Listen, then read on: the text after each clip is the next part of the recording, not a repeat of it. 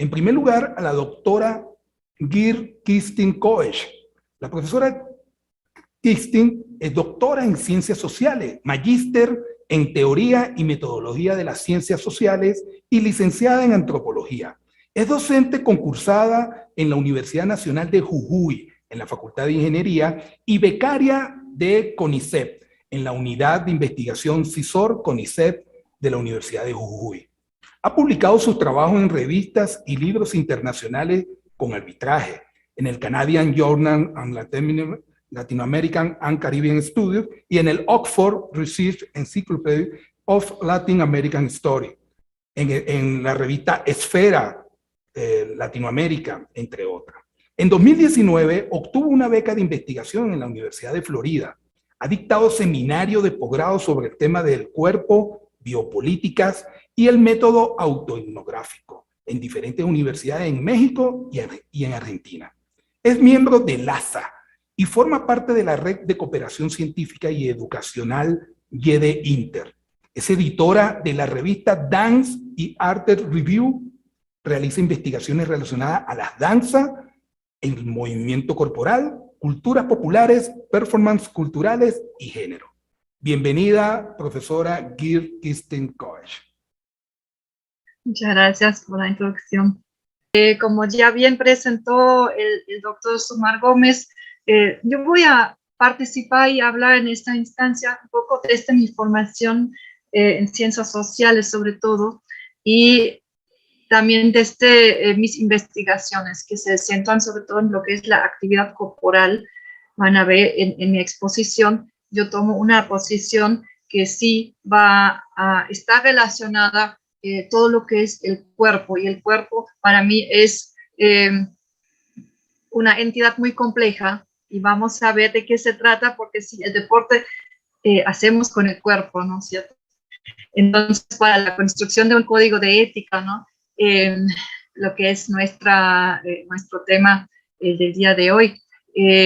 Sí, estoy pensando, ¿no? en el deporte en un amplio sentido, no solamente, bueno, deporte como deporte profesional, como diferentes disciplinas, sino incluir las danzas y en realidad cualquier movimiento corporal que podemos hacer, sobre todo como actores sociales cotidianos, ¿no? En nuestro tiempo libre, porque no todos vamos a participar en una organización de deporte o en un deporte profesional, ¿no? Un poco tener en cuenta que estamos aquí hablando de una actividad que tiene muchas facetas y también abarca una gran cantidad de personas.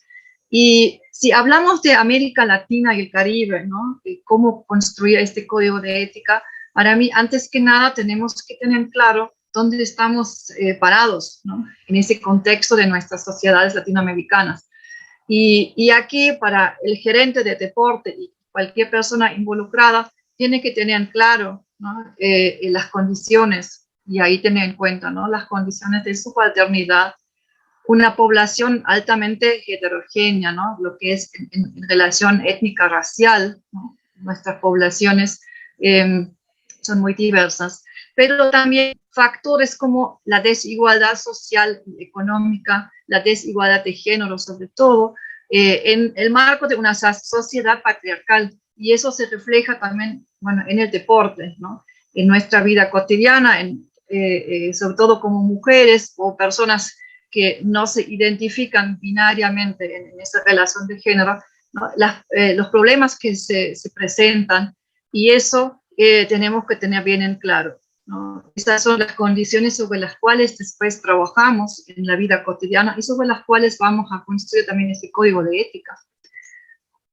Y mi base teórica en ese tipo de reflexión, lo que estoy planteando, ¿no? Parto de una sociología fenomenológica, la fenomenología del cuerpo y la fenomenología de la intersubjetividad, ¿no? Es decir, en la vida social no podemos excluir al sujeto, ¿sí? Cuando hablamos, ¿no? de una construcción, la construcción de la realidad, un elemento central es justamente la relación fenómeno-sujeto, y eso también en esa relación, si hablamos de gerencia de deporte, un código de ética, no es solamente el gerente, estamos constantemente en una relación, ¿no? En una relación en esa realidad. Y tenemos que incluir y considerar, ¿no? Que justamente estos individuos con los cuales también trabajamos en el club de deporte, ¿no? O donde sea, el individuo es un actor social que reproduce su contexto social a partir de sus interacciones. Es decir, esa misma persona cotidianamente va a vivir, recibir y va a reproducir lo que recibe, ¿no? Y entonces esto implica hablar de una... Y eso es una relación dialéctica. Y de ahí esa relación entre el yo y el otro, yo aplico a una concepción y un pensamiento corporal. Es decir, para mí la base donde tenemos que partir en la construcción de un código de ética es tener una conciencia corporal. Y esa conciencia corporal en diferentes líneas, direcciones. Es decir, tengo que tener conciencia corporal de mi propio cuerpo, ¿no? El autoconocimiento y el autorreconocimiento de mi cuerpo. Y a partir de ese autorreconocimiento también puedo reconocer otros cuerpos, ¿no? El yo y el otro en relación al cuerpo. Y si hablamos de otros cuerpos, ahí tenemos que incluir automáticamente categorías, ¿no? Como género, sexualidad y seres cuerpos diferentes. Me refiero a lo que por ahí llamamos discapacidades, ¿no? Tenemos una diversidad de cuerpos y tenemos que integrar y entender, ¿no? En esa relación dialéctica que todos somos diferentes y eso en el trato, después en nuestra vida cotidiana, es altamente, sumamente importante para poder, ¿no? Acercarme a otra persona, a otro cuerpo. Por eso lo llamaría en realidad cuerpo-persona, porque somos cuerpo y a la vez persona. Y ahí entran factores también psicológicos, ¿no? El factor psicológico, sobre todo en la educación, el trato en la educación o el trato en los clubes. ¿Cómo es el trato entre un entrenador y un deportista? ¿No? ¿Cómo es el trato entre un gerente y los entrenadores? ¿No? Y eso tenemos que repensar ese trato, ¿no? Pero si reconocemos el cuerpo y la diversidad de los diferentes cuerpos personas. Y también el cuerpo en relación al medio ambiente, a la naturaleza y la salud. Identificamos como parte de la naturaleza, porque hacemos deporte muchas veces, sí, hacemos el deporte en el medio ambiente, en la naturaleza, y ahí construye una conciencia ética también hacia otros seres vivos, ¿no? Si reconozco que formo parte de esa naturaleza, también puedo reconocer otros seres vivos, ¿no? Otras especies. Y eso, en última instancia, también se refleja en el cuidado en relación al cuerpo sano, a nuestra salud y no usar drogas, porque si tengo conciencia sobre mi cuerpo, lo cuido, quiero practicar deporte en un ambiente limpio, sano, respetando la naturaleza, también así voy a cuidar mi cuerpo, ¿no? Y no buscar drogas o abusos de alcohol o otras sustancias, ¿no? Es decir, yo tengo conciencia de que si yo me cuido, voy a tener ese cuerpo sano. Y al mismo tiempo, cuido al otro y cuido al medio ambiente. Son algunos pensamientos, sobre todo también, que aparecen, por supuesto, en la Agenda 2030, ¿no?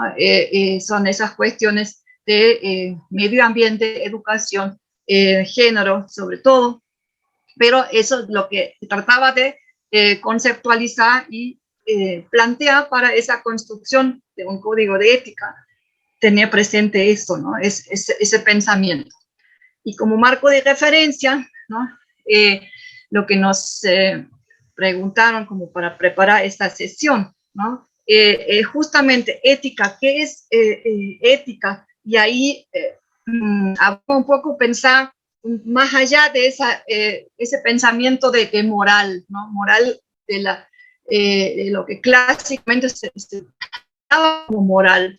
Y ahí justamente vamos a tener un conflicto, porque la moral que decía antes cómo se tiene que comportar la mujer, cuáles son las actividades permitidas y cuáles no.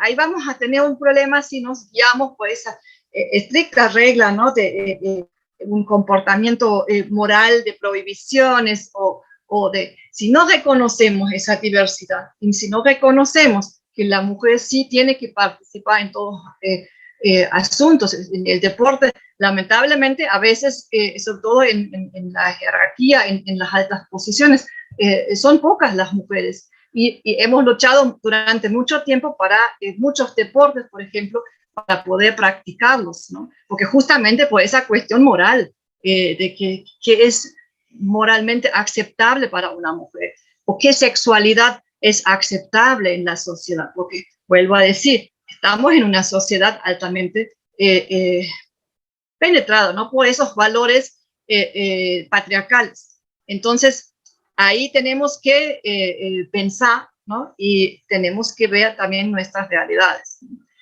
Entonces, la ética es asumir responsabilidad. Asumir esa responsabilidad como gerente, ¿no? De saber bien qué pasa en la sociedad y cómo podemos colaborar y cómo podemos cambiar, ¿no? Esa situación de discriminación, racismo, exclusión y también la problemática de género. Asumir una autorresponsabilidad y corresponsabilidad, es decir, hacer participar en la construcción de estos marcos y luego en la comunicación e implementación. Tiene que ser siempre en un diálogo con esa sociedad, con estos actores sociales, con los deportistas, porque sí, para mí es una ida y vuelta, ¿no? Tenemos que estar en un diálogo constante y saber qué pasa dentro de la sociedad. Después en los clubes deportivos o en las escuelas de danza, ¿no? Tenemos a veces problemas que salen a la luz, ¿no? Que, por ejemplo, en la educación dancística, en muchos casos, ¿no? Y ahora se tematiza un poco, ¿no? De una educación con un trato muy difícil, ¿no? Donde se busca un alto rendimiento y a la vez el trato entre un maestro y un bailarín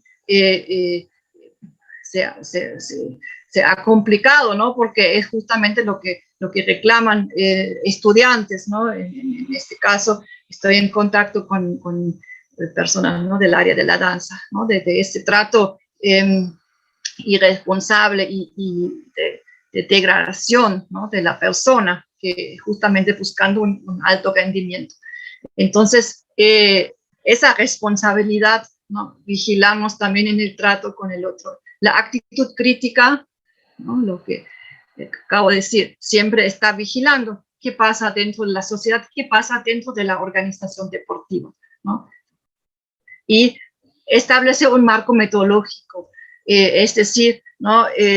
Buscar una metodología de justamente para trabajar ¿no? Eso después incluye investigación y está en un constante diálogo, ¿no? Para analizar qué está pasando. Las secciones para un código de ética para mí deben ser partes, ¿no? Como secciones. El sistema de valores, ¿no? Una conducta individual y también conducta de las organizaciones deportivas y claramente rechazar violencia de todo tipo. Responsabilidad desde los cuerpos, asumir una responsabilidad y reconocer que somos cuerpo-persona, ¿no? Que tenemos habilidades diferentes, que somos cuerpos diferentes y reconocer que no hay una separación entre lo que es cuerpo y mente, no es una cosa de moral que se ve a veces como en la filosofía clásica como lo razonable.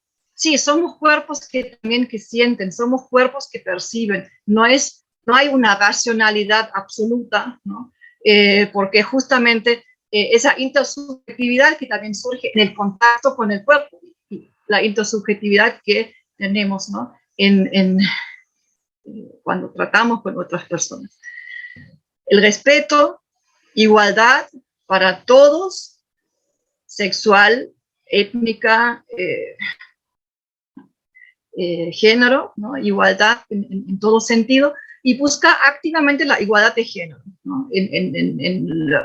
En la gerencia de deporte, incluir activamente, hacer visible la mujer, no solamente, bueno, hablar de la igualdad de género cuando no son visibles, cuando no hay gerentes mujeres o cuando no están de una manera representativa, ¿no? Cuando, bueno, en la sección anterior sí se citan mucho, ¿no? Los iniciadores del movimiento olímpico es un movimiento que ha sido hasta ahora altamente representado por hombres, ¿no? No olvidemos eso, ¿no? Podemos hablar así de Coubertin y de todas las figuras de los comités olímpicos de todos los años del siglo XX, pero al mundo hacia afuera, el deporte sigue siendo, ¿no? Dirigido por varones. Y el uso de recursos. Los recursos son escasos, sobre todo aquí en nuestras tierras latinoamericanas, muchas veces, ¿no? Renegamos por la falta de los recursos para el deporte. El uso de recursos, un gerente sí debe estar consciente, el uso responsable de los recursos y claramente, ¿no?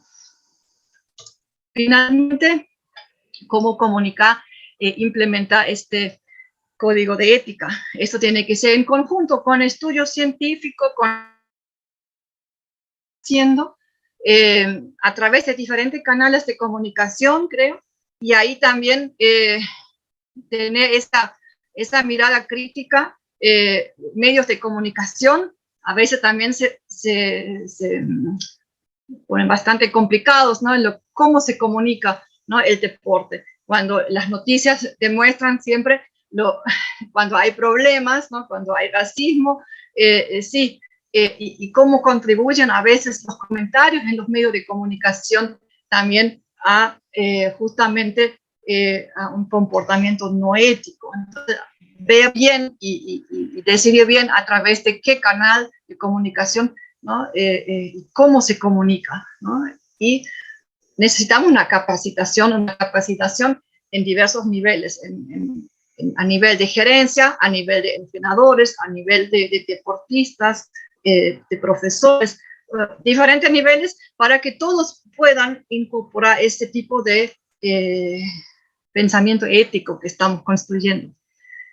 Entonces, finalmente, abogo por esa autovigilancia de nuestras propias acciones, ¿no? Y el comportamiento responsable. Como gerente de deporte, tener en cuenta, ¿no?